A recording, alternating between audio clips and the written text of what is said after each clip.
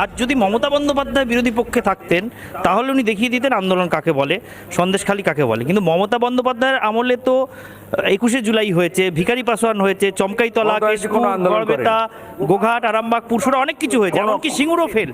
নন্দীগ্রাম ছাড়া মমতা বন্দ্যোপাধ্যায় কোন আন্দোলনে সফল? ওই রাস্তা ঘন ঘন করতো, জ্যোতিবাবু টাইট করে দিয়েছিল। ওই ফেলানি বসাককে নিয়ে রাইটাসে এসেছিল বসতে, মহিলা পুলিশ পাঠিয়ে চুলের মুঠি ধরে বের করে দিয়েছিল।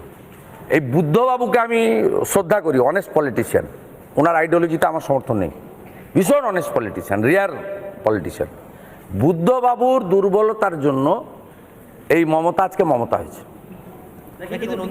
এ যেভাবে সিঙ্গুরের নন্দীগ্রাম আমরা করার পরে, 8 পঞ্চায়েত জেতার পরে, সাউথ 24 পরগনা, ইস্ট মিদনাপুর 16 দিন ধরে সিঙ্গুরের এনএইচ আটকে বসেছিল।